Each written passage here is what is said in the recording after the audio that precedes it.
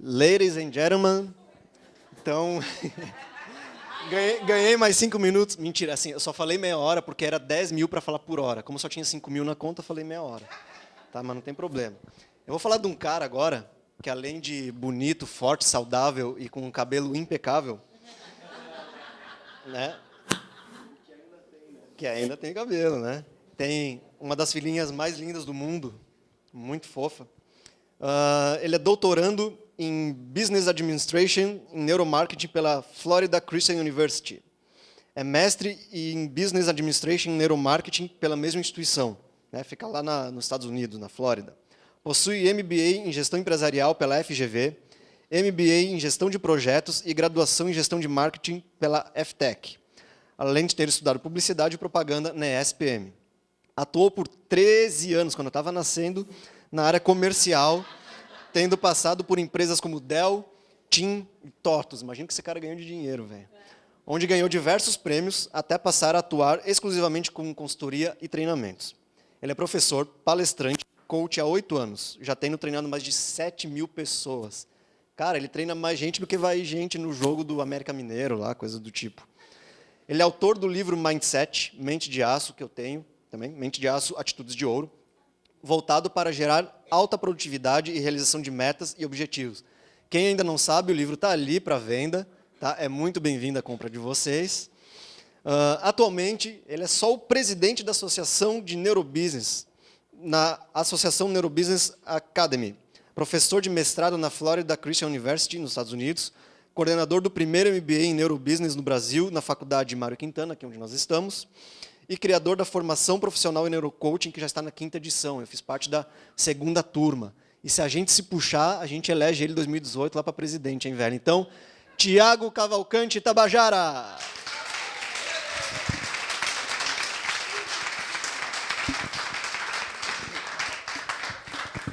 Bacana, eu que apresentei tanta gente, agora é minha vez, né? Pô, e deu certo. Lembra que eu falei antes que vou ficar por último? Quem sabe eu seguro mais o pessoal, porque eu corri o risco de ter mandado todo mundo embora, né? Então deu certo, pelo menos aqui.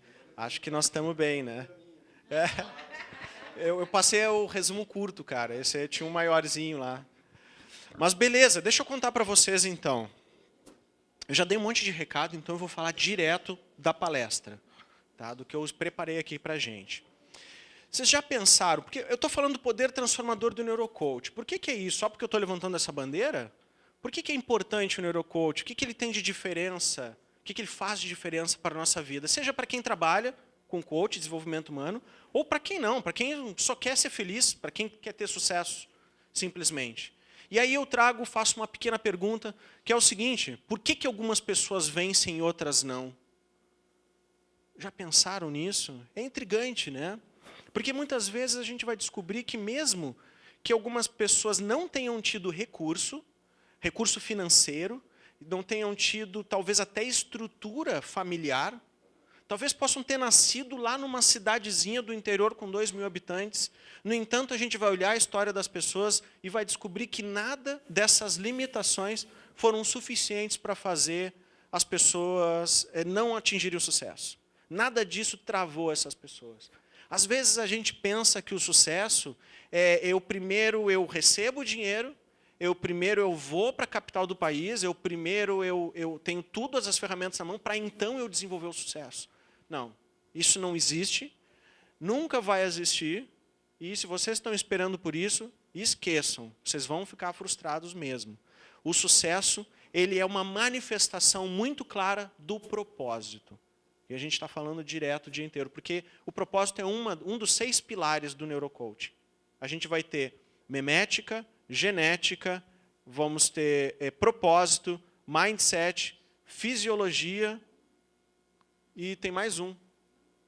Mais um que eu não estou lembrando agora, depois eu coloco o slide para a gente. Que é o que fundamenta esse nosso trabalho. Então, por que algumas pessoas vencem e outras não? E eu coloquei a figura aqui do Tiger Woods. Porque esse é um dos caras que tem uma grande habilidade em superar medos, em ser frio na obtenção do sucesso dele. Que esse é um dos principais motivos. Existem 2, basicamente, que impedem as pessoas de ter sucesso. E quando a gente os domina, a gente ganha grandes condições e grandes ferramentas.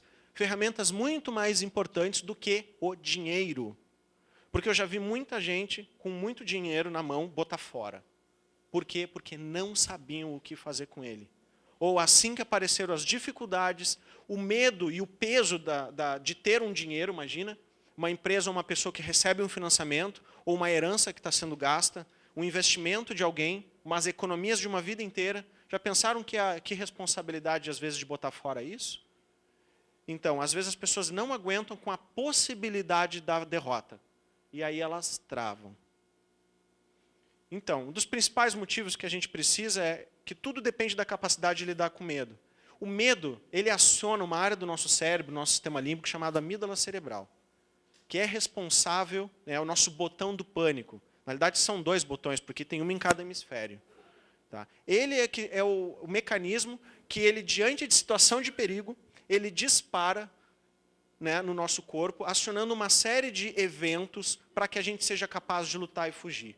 Ele libera um neurotransmissor chamado cortisol. Toda vez que a gente discute com uma pessoa, ou quando a gente se depara com uma situação de perigo iminente, ou às vezes mesmo que o perigo não seja real, mas o perigo seja simplesmente fabricado na minha mente, onde eu acredito que aquilo seja real, mesmo não sendo, o nosso cérebro entende aquilo como uma ameaça, libera o cortisol, fazendo tudo aquilo acontecer no nosso corpo. Nossa pupila dilata para enxergar melhor. Nossa pressão sanguínea aumenta para que os nossos vasos e os nossos músculos tenham sangue suficiente para contrair e expandir. Os nossos batimentos cardíacos também fazem pelo mesmo motivo, para bombear sangue para todos os lugares. E o nosso pâncreas para de produzir insulina para que o nível de glicose do sangue aumente. Porque glicose é base para a contração muscular. Ele é combustível para isso. Tanto que se vocês forem para a academia em jejum, é provável que vocês desmaiem fazendo exercício, porque vai faltar glicogênio no cérebro. Então, isso que ele aciona para poder ser capaz de sebo nas canelas, né?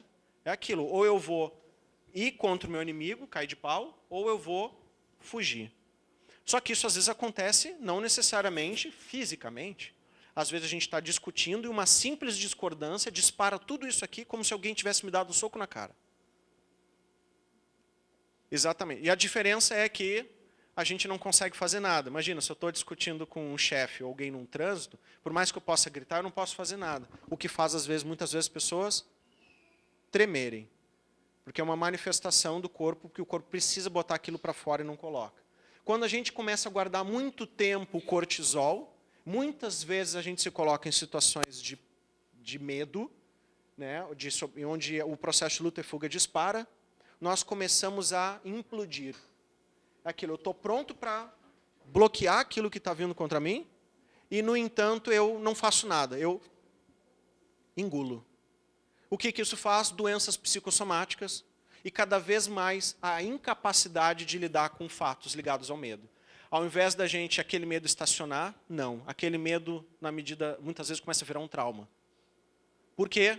Porque, na medida que eu não enfrento as situações que me geram medo, que atacam a minha sobrevivência, eu começo a cada vez mais ficar covarde. E ao invés de estacionar ou achar que se eu não enfrentar não tem problema, mais adiante eu vou me preparar para ficar melhor, não, isso é uma mentira, é uma desculpa. Cada vez que a gente deixa de enfrentar um problema, um medo, a gente fica cada vez mais covarde. E aí, ao invés da gente crescer, a gente piora. E o segundo fator que mais influencia no sucesso é a influência memética que a gente recebe das pessoas que a gente mais convive. Que isso é uma baita de uma ferramenta e, ao mesmo tempo, é um dos principais problemas. Porque eu gosto de dizer, né, eu comecei hoje falando sobre isso, qual é o principal problema do Brasil? É o brasileiro. E o brasileiro por quê? Por causa da sua cultura. Mas como é que forma essa cultura? Por que a gente acredita o que acredita? Por que o nosso padrão de atitude é o que a gente está acostumado a ver? Quando a gente diz que o brasileiro ele é desonesto, ele é do jeitinho, por que esse comportamento do jeitinho foi estabelecido? Em que momento que errar no troco passou a ser legal? Em que momento que pegar vaga de idoso ou deficiente no supermercado passou a ser aceitável? Quando que essas coisas aconteceram? Essas coisas começaram a acontecer simplesmente Porque, e eu posso atribuir vários exemplos, mas existe até uma frase célebre que diz, né, que é um meme, né, uma frase célebre que diz o seguinte: quando os bons se ausentam, os maus tomam conta.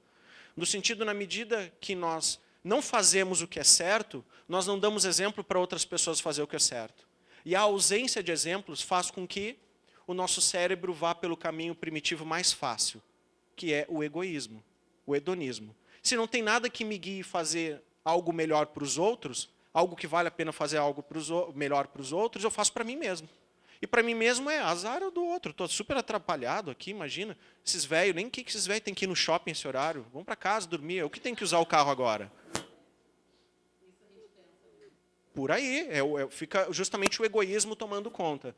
Por quê? Porque falta referência. Faltam heróis. Faltam conceitos estabelecidos nas nossas mentes que nos digam que caminho a seguir e o que é padrão aceitável. Porque se nós pensarmos em vivermos somente observando as nossas necessidades, nós falhamos como sociedade. Porque já que nós somos seres sociais.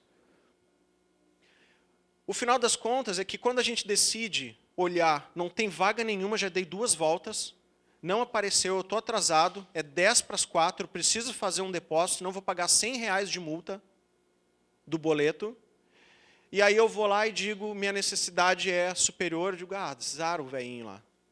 Vou enfiar no vaga de idoso, dane-se. Porque isso tem a ver com o chamado custo metabólico. Se ele for fazer o cálculo, mas eu vou ter que estacionar em outro lugar, mas eu vou perder os 10 minutos, mas aí talvez eu não chegue no banco, talvez eu chegue no banco, vai sair mais caro. Então, é justificável. Balança. O que eu preciso fazer versus o que eu penso sobre aquilo. Se o que eu penso sobre aquilo me dá mais vantagem, eu faço. Então, cultura é formada por padrões de pensamentos, padrões do que é certo e do que é errado. Eles fazem com que o nosso custo metabólico melhore. É o que faz a gente, às vezes, decidir acordar sábado, no único dia, talvez, de descanso de alguns, ou domingo, e decidir 7 horas da manhã, ou fazer uma corrida, ou fazer aula de inglês. Ou a gente estabeleceu um propósito muito forte, ou a gente tem objetivos muito claros com relação àquilo, que vai dizer, eu sei, é um sacrifício hoje, é o meu único tempo para descansar, com um dinheiro que está fazendo falta no orçamento, mas ainda assim vale a pena eu fazer esse inglês. Por quê? Porque eu estou sacrificando algo hoje em prol de um prazer futuro depois. É um investimento, mas só é tornado um investimento se eu aprendi um padrão de pensamento que me diz que isso é um investimento. Porque se eu tenho a mente de brasileiro, eu vou achar que tu está viajando, de querer aprender inglês para quê? Não fala nem português direito? Vai para fora do país, para quê que para fora do país? Não tem dinheiro nem para ir na esquina. Uma série de padrões de pensamento assim. E esses padrões de pensamento é que acabam norteando que tipo de atitude a gente vai ter diante de cada fato. Porque, como acho que foi a Kátia que disse, os fatos não mudam. O que muda é a forma como a gente lida com eles. E a forma como a gente lida perante eles tem a ver com o que a gente escuta das pessoas que estão na nossa volta. É isso que define como eu sou. No final das contas, a gente vai ver o nosso cérebro, que é um gastão de energia. Nós somos impactados por segundo 11 bilhões de bits de informação. É a percepção da luz, do calor, é o que entra pelos meus olhos, a minha audição, é a percepção se eu estou cansado ou não, tudo isso. 11 bilhões de bits por segundo. Só que a gente só grava 40 bits. Daí a grande necessidade de tudo que a gente quiser fazer que dê certo, tem que estar dentro dos 40 bits. Vou fazer inglês, tem que estar dentro dos 40 bits. Eu vou dormir 4 horas, 5 horas, como eu faço isso todos os dias, tem que estar dentro dos 40 bits. Se eu não der significado suficiente para o meu cérebro, se eu não tiver ligado aos conceitos primários do meu cérebro, como luta, fuga, alimentação, proteção e reprodução, o meu cérebro vai descartar todas as atitudes e todos os objetivos que eu decidi fazer. Ele vai dizer, não vale a pena, que legal, bonito, mas não no meu turno. O cérebro vai chegar e vai dizer, aqui ninguém vence, por quê? Porque eu aprendi que não vale a pena vencer. O nosso cérebro quase tem vontade própria. Ou a gente ensina ele a nos obedecer, a gente ensina ele a nos ajudar, ou nós vamos ser suscetíveis ao nosso cérebro automático, inconsciente, que vai querer maximizar o prazer e minimizar a dor. Vai querer economizar energia. já que a gente sabe que 25% do que a gente come é gasto pelo cérebro. Se pegarmos aqui a estrutura cerebral básica que a gente está falando, que é a parte racional, essa de fora, amarelinho, que é o sistema límbico, responsável por emoções, responsável pela fala, uma série de outras atividades, e pegarmos o reptiliano aqui, responsável pelo nosso processamento automático, inclusive pela nossa chamada memória de trabalho, que é tudo que a gente aprende, como andar de bicicleta, como falar um idioma, como dirigir um carro, tudo isso vai para lá. E quanto mais a gente pratica as coisas, mais informações a gente grava aqui, que é o que faz a gente criar o hábito, que é o que faz a gente fazer as coisas. Não se diz que quando se aprende a andar de bicicleta a gente não esquece? E por que não esquece? Porque essa informação foi gravada aqui no sistema reptiliano, fazendo com que ele haja automaticamente. Queremos ter sucesso? Precisamos lembrar quais são os padrões de atitude que eu preciso ter, repeti-los suficientemente até que o nosso cerebelo seja capaz de processar isso automaticamente. Se a gente não repetir o suficiente, ele vai dizer, isso aqui não é importante, porque se fosse importante o Thiago repetia várias vezes, como ele só repetiu, ele só foi na academia 5 vezes no mês, então não é importante. Então ele vai lá, tira a vontade de ir. E vai dizer, não vai gastar dinheiro com essas porcarias, porque tu não vai. Já vai vir um diálogo interno justificando isso. Então, como nós temos aqui, dos 86 bilhões de neurônios que nós temos, como essa parte inconsciente, que o Mano mesmo falou, possui 70 bilhões, isso torna com que o nosso processo de decisão seja 85% do tempo inconsciente. Se nós não considerarmos isso no processo de desenvolvimento humano, processo de coach, processo de educação, como é que nós vamos conseguir o melhor das pessoas? Porque, racionalmente, todo mundo sabe o que precisa fazer. Todo mundo sabe o que precisa, como se alimentar, o que se alimentar para conseguir perder peso. Todo mundo sabe que fazer atividade física é boa. Todo mundo sabe que precisa estudar para ser bem-sucedido, mas mesmo assim nada disso é suficiente para a gente fazer. Porque isso é só racional. Dentro do meu inconsciente, eu tenho memórias que eu não lembro, eu tenho padrões biológicos que me dizem para não gastar energia. E se eu não dominar isso, esqueçam, vocês não vão vencer. E não é porque eu não quero que vocês vençam, é porque o cérebro tem regras próprias. E enquanto a gente desprezar essas regras próprias, nós não vamos ter o resultado que a gente quer. Vamos passar ano, vai entrar ano, vai sair ano, e a gente vai seguir com a lista acumulada de objetivos em que a gente não atingiu. Como eu vejo todo ano, a gente chegando agora em dezembro, mas promessa, final de ano, choradeira, esse ano vai ser diferente, vai fazer igual todos os anos. Então, para falar sobre sucesso, eu vou contar 2 histórias, vou ensinar 2 técnicas de como a gente pode resolver a questão do medo e a questão da influência memética. Então, eu vou contar uma história e uma técnica, uma história e uma técnica. Tá? A primeira história que eu quero contar é essa aqui.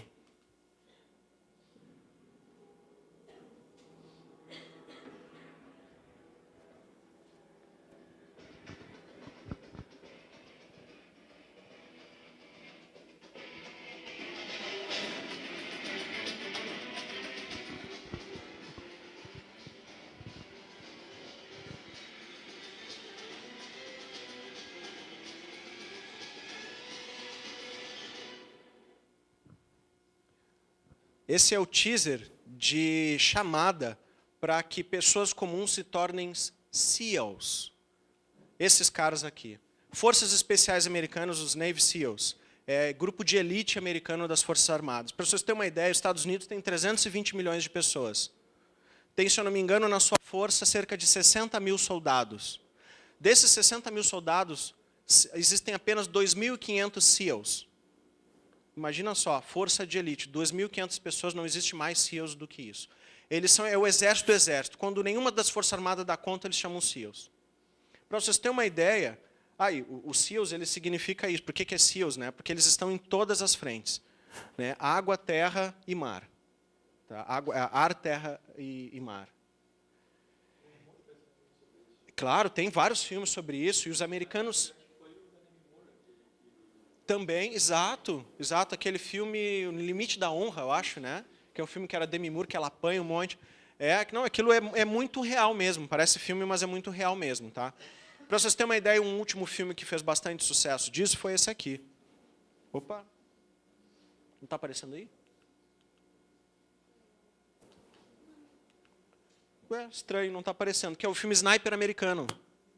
Né, que é muito interessante essa história, porque é uma história real. E esse cara é legal porque o conceito de nacionalismo, a cultura americana, né, os memes, que são os padrões de imitação e transmissão cultural, eles estão tão arraigados com relação ao nacionalismo nos Estados Unidos, que o Chris, que é esse cara que opa, passou, parou. Estranho, né? Tinha travado.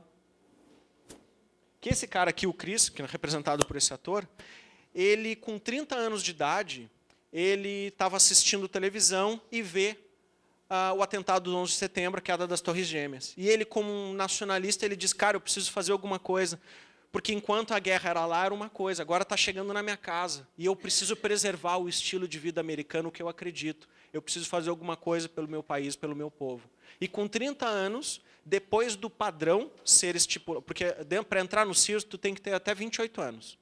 Ele, com 30 anos, mesmo assim, conseguiu entrar e foi um dos principais SEALs lá do grupamento da época dele. Ele foi considerado o maior sniper de toda a história, de todos os exércitos. Ele matou mais de 500 e poucas pessoas. Retornou 4 vezes ao Iraque, exatamente. Ele não queria mais, porque ele se sensibilizava por causa desse sentimento nacionalista. Então, esse mesmo grupo dos SEALs foi o que conseguiu matar o Bin Laden. E por que eles se tornaram tão bons? O que eles fizeram de diferente de outros grupamentos do Exército? E o que eles têm a nos ensinar sobre sucesso, sobre superação do medo e sobre como é que a gente faz aquilo que é difícil de fazer? Bom, começa primeiro uma quantidade absurda de treino, intenso e exaustivo. Isso serve para qualquer um de nós, porque quando alguém quer ficar musculoso, quer ficar sarado, ele precisa gastar tempo e energia para levantar peso, não é? Se nós queremos ser bem-sucedidos, nós precisamos fazer o mesmo tipo de musculação, só que cerebral. A diferença é que esses músculos não aparecem do lado de fora do crânio, mas eles são tão importantes e gastam tanta energia e tanto tempo quanto qualquer marombeiro de academia. A questão é o quanto que a gente está a fim de fazer isso. Eu quero ter sucesso, mas eu não quero fazer o que precisa ser feito para ter sucesso. Então esqueçam, desistam, sejam minimalistas. Ou eu quero ter sucesso, então eu vou fazer o que precisa ser feito. E eu vou falar um pouquinho de o que eles conseguiram fazer dentro dos SEALs para melhorar o processo de aprovação deles, que é um dos mais rígidos do mundo.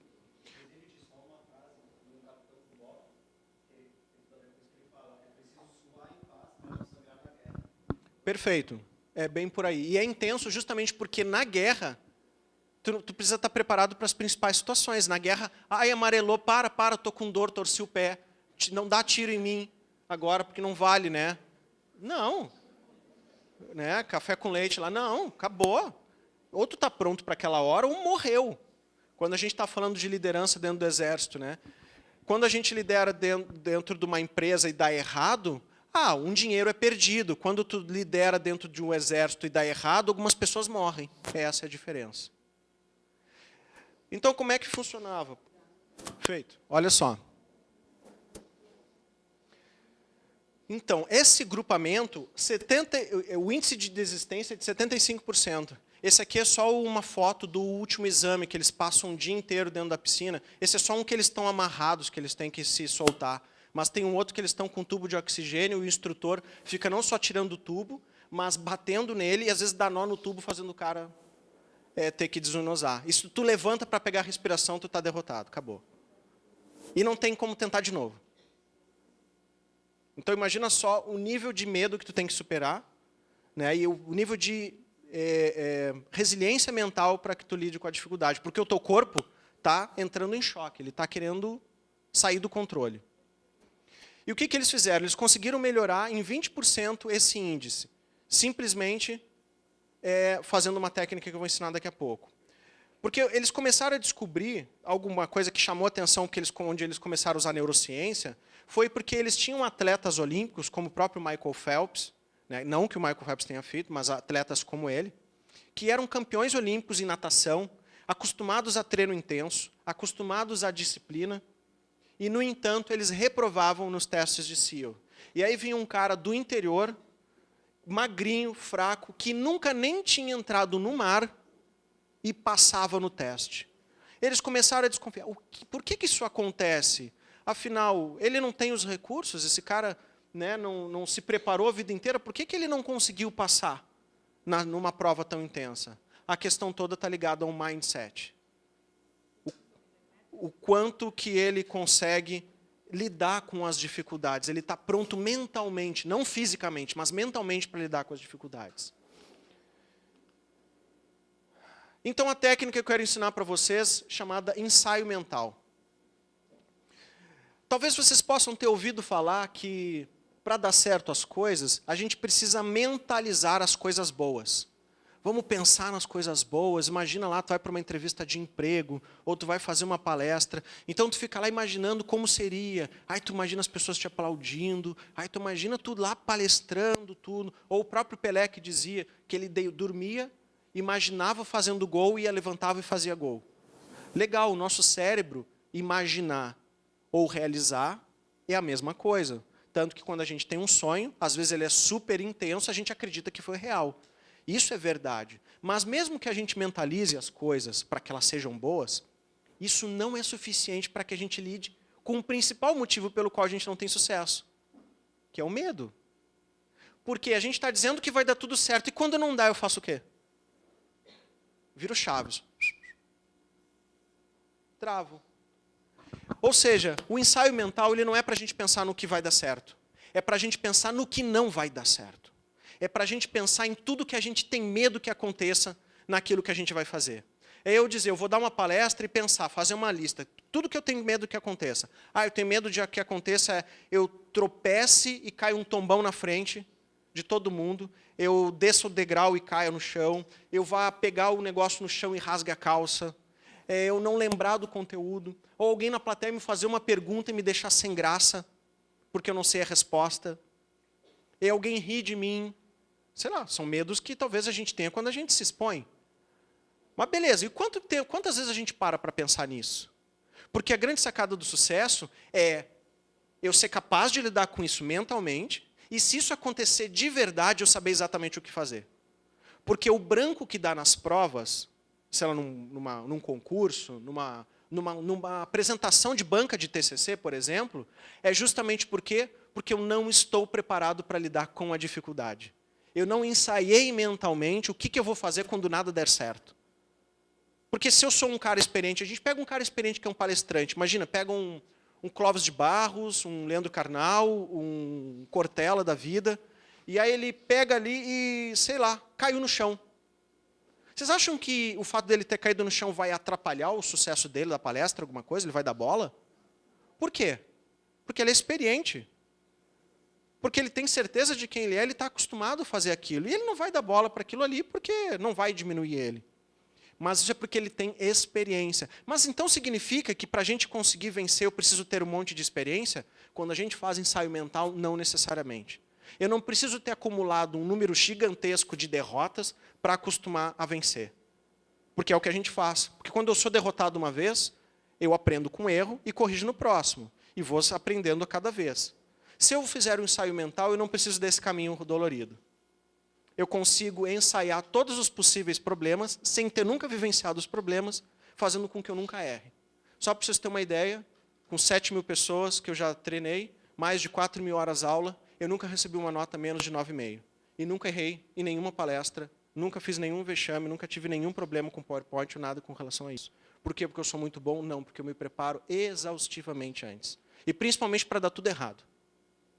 É pessimista? Não, é preparado, porque eu sou intolerante ao erro. Eu não me permito, eu não aceito errar. Então eu vou gastar todo o esforço possível e necessário para que dê tudo certo.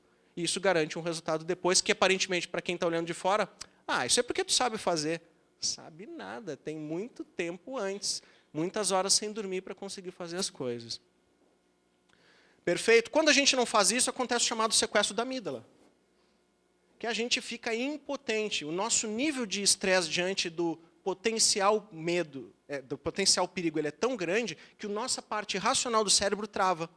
Todo o nosso corpo fica voltado simplesmente para lutar e para fugir. A gente não pensa. Já pensaram nisso? Nunca viram? Alguém fecha vocês no trânsito, a gente fica tão brabo que não pensa mais? É a mesma coisa que pode acontecer em qualquer situação. E aí eu quero contar aqui o resto. no meu cálculo, tá, só para vocês terem uma ideia de tempo, eu teria 3 minutos, mas eu vou passar um pouquinho, tá?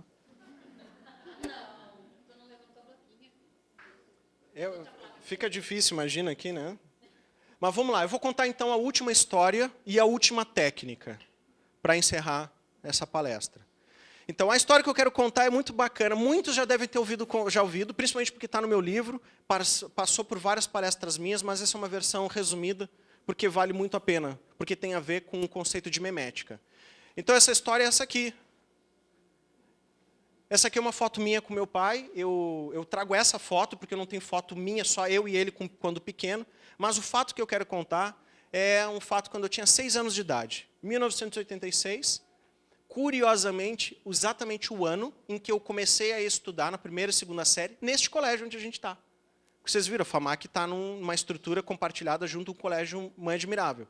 Então, meu primeiro colégio foi esse aqui. Então, é muito legal eu ser professor hoje da FAMAC e estar aqui 31 anos depois, não só na condição de aluno, agora só na condição de professor. É muito bacana.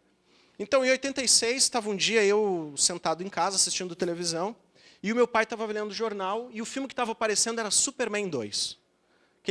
Aquele filme que tinha os 3 kryptonianos, né? Aqueles caras sinistros lá, que tinham os mesmos poderes do Superman, porque eles vinham do mesmo país, do mesmo planeta. E foi interessante porque, naquele filme, o Superman apanha o tempo inteiro. Até o final, tu achar que ele... Bom, agora ferrou. Acabou para ele, né? Agora ele vai ser derrotado. E aí, naquela fã, ainda criança, muitas vezes misturando ficção e realidade ainda, não entendia que a jogada dos filmes é que o mocinho sempre vence no final, né? Apesar que os caras andam fazendo uns filmes sinistros, onde o mocinho se ferra no final, né? Não consigo entender essa jogada. Mas, tá eu lá, fico super orgulhoso, porque o Superman venceu, porque tá o povo lá aplaudindo, ele, beleza, eu digo, cara, eu quero ser um herói também. Que legal essa sensação, né, de honra, essa sensação de ter ajudado os outros. E nisso, talvez, uma das minhas memórias base possa ter se formado, que são as memórias bases que norteiam muito do comportamento que a gente mantém pelo resto da vida, né, que é a questão de querer fazer algo pelos outros. Pode ter surgido muito por causa desse tipo de experiência. E é uma experiência tão vívida que, em determinado momento, eu conversei com meu pai e ele ele disse, não, aconteceu isso, verdade. Isso é real mesmo, tu não imaginou que aconteceu isso. E aí eu termino o filme, eu viro para o meu pai e pergunto, pai, por que o Superman tem superpoderes e as outras pessoas não? Porque, aparentemente, isso é simples, né? Óbvio que não tem superpoderes, mas quando tu é criança, tu até acredita que sim. E meu pai deu também uma resposta meio óbvia, mas que para mim fez toda a diferença, norteou praticamente todos os meus comportamentos a partir desse momento. Qual foi?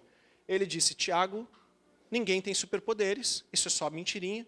Todas as pessoas têm os mesmos poderes. Todas as pessoas podem fazer as mesmas coisas. Ninguém é melhor do que ninguém.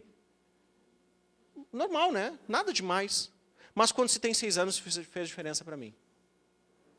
A partir daquele momento, eu comecei a enxergar que tudo só dependia de mim. E eu perguntei, tá, pai, então quer dizer que eu posso ser piloto de Fórmula 1? Ele disse, pode, é mais caro, mas dá. Posso ser médico? Posso ser bombeiro? Posso ser o Indiana Jones? Que na época o filme também estava dando. Pode fazer. E naquele momento eu disse, cara, se eu posso fazer tudo isso, então, e ninguém é melhor do que eu, então fazer o que eu quero. E porque quando se trata de crescer na década de 80, todo mundo vai lembrar que foi uma década absurda, né? Era escassez para todo lado e para todo mundo. Coisas simples, como que eu sempre menciono, como comer iogurte, que é super comum hoje, para quem cresceu na década de 80 vai lembrar que isso não era assim, porque era um artigo de luxo super caro. Então, naquele momento, com 6 anos de idade, e eu já tinha minhas outras 2 irmãs, meio que tinha uma ideia de responsabilidade, de, peraí, eu preciso me mexer se eu quiser alguma coisa. Então, eu já comecei a enxergar que eu era igual aos outros, o que fazia com que eu não aceitasse que as pessoas me tratassem mal, ou com desprezo, ou com desrespeito. Na segunda série, com 7 anos, meus pais foram chamados pela escola, porque a professora disse que eu tinha problemas mentais, que eu era meio classe especial, que tinha que procurar um colégio especial, alguma coisa do tipo. Porque eu não me encaixava. Porque eu não prestava atenção na aula, não fazia o que a professora dizia, e eu ficava viajando olhando para a janela. Né? Os meus pais perguntaram o que era isso, e eu digo, não, a aula é um saco, a professora só dá bola para o fulano e para o ciclano, e eu não vou fazer o que ela diz porque eu não quero. Simples assim, não tem nada a ver, não tenho nenhum problema, só a professora é muito ruim mesmo. Né? Isso foi tão interessante que isso norteou minha vida toda. Eu trabalhei em 22 empresas. Para os caras de RH, isso é um terror. Esse cara é inconstante, esse cara não consegue parar em lugar nenhum. Né? E a questão toda foi que eu não me encaixava. Porque eu tinha certeza que eu era um recurso importante dentro da empresa, eu queria fazer as coisas acontecer, e quando eu não encontrava o meu espaço dentro da empresa, ou eu pedia para sair, ou eu pedia para me demitir. Porque não é porque eu tinha um chefe, e não é porque o cara era o dono da empresa, ou tinha poder mais que eu, mais dinheiro que ele podia fazer o que quisesse comigo. Afinal, nós éramos iguais. Então, isso norteou tudo. O que me fez, depois, no mestrado, pesquisar. Será que eu estou errado? Ou tem mais um monte de louco que nem eu? Que não se encaixa, que é como o Steve Jobs gosta de dizer, quadrados tentando ser encaixados em redondos. E aí eu pesquisei e descobri que o quê? Que todos os anos são gastos milhões de dólares em contratação, com erros de contratação e baixa demissão por baixa produtividade, erros de demissão por baixa produtividade também. Eu comecei a descobrir que tinha um monte de gente que também não se encaixava, que queria pensar. Um monte de gente que sentia seu coração queimando e não conseguia se encaixar nas funções que existiam, nos trabalhos que existiam, na forma como as coisas, a sociedade se apresentava. E nisso eu descobri que o turnover no Brasil é de 59%. Ou seja, a cada 100 pessoas numa empresa, 59 são trocadas. E o principal motivo, sabe qual é? Problema de relacionamento com seus líderes. Então, isso diz alguma coisa para vocês? Quase nada, né? Tudo está na mão do líder. Né? Quando o time vai mal, o técnico é demitido. Quando as empresas vão mal, o funcionário, né, que é o culpado sempre. Imagina que o líder erra. Que isso? O líder não erra nunca, ele é o suprassumo. Né? Então, começamos a ver, mas qual é a origem disso? Né? A origem são os comportamentos. O próprio Drucker dizia isso. Mas os comportamentos, a gente sabe que eles são originados onde? Na mente. Nas divergências meméticas, divergências de valores. Se o que eu acredito é diferente do que a Cacá acredita, e a gente vai trabalhar junto, esquece, nós vamos ter conflito. E isso acontecia todo o tempo, porque enquanto eu me enxergava que eu era igual a todo mundo dentro das empresas, os caras me achavam como inferior. Eu digo, não, minhas costas não cabe uma cela, desculpa. Não cabe. Eu sofri bastante por isso, claro. Tive carreiras abreviadas, fui para a SPC várias vezes por sair da empresa antes de ter dinheiro com as contas andando. Não me arrependo de nenhuma vez. Porque é preferível lutar com dificuldade financeira fazendo o que tu quer, do que estar com a conta cheia e indo para a morte todos os dias para a empresa. E isso eu não faço faz um bom tempo. Por isso que eu trago a técnica que eu falei para vocês, que é a teoria da geração das hidrosferas, que a própria Cacá também trocou no assunto. Que essa é a grande sacada para que a gente possa todo o esforço ser recompensado. Todo o esforço funcionar. Porque imagina só, vocês contratam uma sessão de coaching, ou vocês estão fazendo cursos, ou vocês estão lendo livros. Então vocês estão enchendo a sua mente de padrões de pensamento e de conhecimento para ajudar vocês a vencer. Mas aí vocês vão para a rede de relacionamentos de vocês. E os amigos dizem, que isso? Que tu vai tentar fazer isso? Imagina como o Duda está falando, ultramaratonista, tu tá louco. Só escuta porcaria. Então, para seguir e explicar a teoria para vocês e encerrar, eu quero trazer alguns memes, ou seja, algumas frases, alguns padrões, alguns valores, que são extremamente importantes para mim e que eu quero compartilhar com vocês. O principal deles é esse. O Theodore Roosevelt diz que é muito melhor arriscar coisas grandiosas, alcançar triunfos e glórias, mesmo expondo-se à derrota, do que formar fila com os pobres de espírito que nem gozam muito nem sofrem muito, porque vivem nessa penumbra cinzenta que não conhece nem vitória nem derrota. Se isso não fala nada para vocês, eu não sei, mas para mim fala todos os dias. Que não importa se eu estou vencendo ou eu estou perdendo. O que importa é eu estou seguindo o meu propósito e estou fazendo o que eu acredito. E a vitória é só consequência disso. Isso estava numa porta de banheiro. Quando você se afasta do que te atrasa, tudo começa a dar certo. Somos a média das 5 pessoas com que mais passamos tempo. Com quem que vocês estão passando tempo? Outro, um provérbio chinês. As más companhias são como o mercado de peixe. Acabamos por nos acostumar ao mau cheiro. bíblica. Não vos enganeis, as más companhias corrompem os bons costumes. Por último, eu não sei qual é o segredo do sucesso, mas o do fracasso é tentar agradar todo mundo. Todos esses memes são norteadores para que a gente seja capaz de, a partir de hoje, vocês saindo daqui, vocês conseguirem identificar dentro dos círculos no qual vocês pertencem, dentro das ideosferas, da família, dos parentes, amigos, colegas de trabalho, vizinho, sei lá, colega de estudo, de qualquer outro lugar, círculo que vocês tenham, saber dizer, o que eu estou escutando lá que me atrasa? O que as pessoas estão dizendo? Porque se elas não estão me incentivando, a gente precisa se afastar dessas pessoas. Porque, afinal, não importa se são parentes, não importa quem são. Se eles amam vocês, eles precisam incentivar vocês e ajudar vocês. E se eles não estão fazendo isso, talvez seja necessário um afastamento estratégico. Talvez esse afastamento possa ou terminar de vez o relacionamento, ou ser um tempo de reflexão, para que a partir daquele momento os relacionamentos possam até ser melhores. A questão é, seja de um lado ou do outro, aquele relacionamento vai se resolver. O que a gente não pode é ficar pautando a nossa vida com base na aprovação dos outros. Do que as pessoas da nossa família, do nosso círculo de amizade, vão achar com base naquilo que a gente decidir fazer. A higienização das ideosferas é uma das principais ferramentas, porque vocês podem tentar romper o medo, podem fazer MBA, mestrado e doutorado. Na hora do vamos ver, vocês vão lembrar e vão perguntar o que meu pai acha, o que minha mãe acha, o que meus irmãos acham, e vão decidir através da cabeça deles, e não da cabeça de vocês. E nisso não tem plenitude, nisso não tem verdade, e nisso não tem sucesso.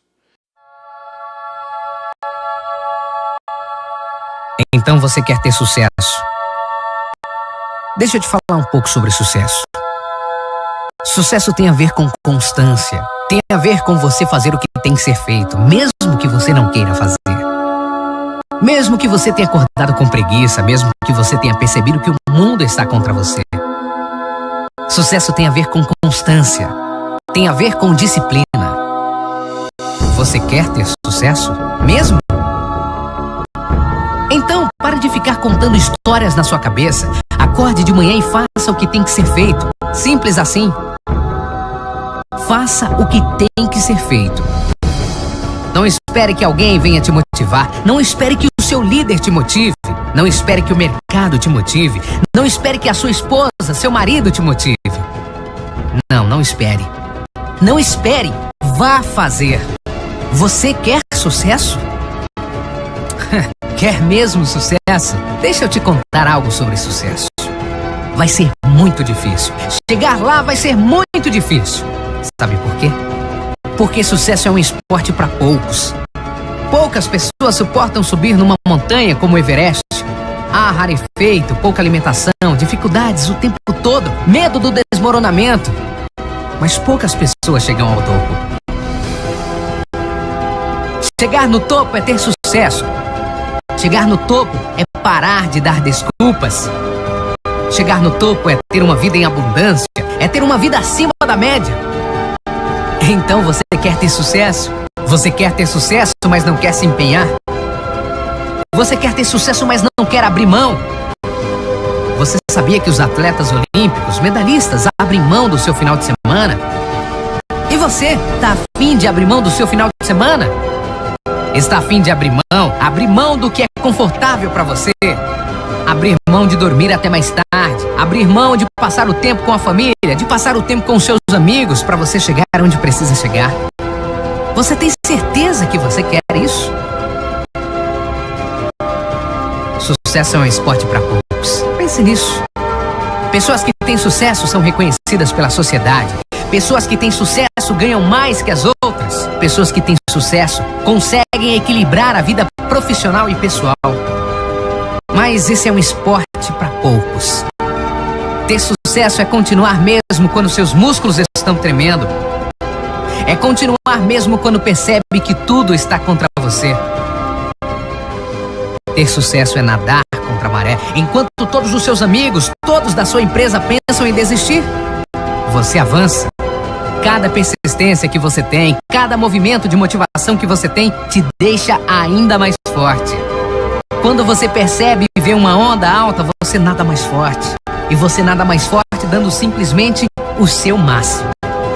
Quer ter sucesso? Dê o seu máximo. Não fique buscando receitas prontas em livros de motivação. Não. Verifique quem já faz bem feito ao seu redor. Quem é a pessoa próxima de você que já faz bem feito? Isso se chama modelagem. Modele as pessoas de sucesso. Faça como os campeões fazem. Porque aí você terá o sucesso de um campeão. Quer ter sucesso? Dê o seu máximo. É isso, pessoal. Muitíssimo obrigado.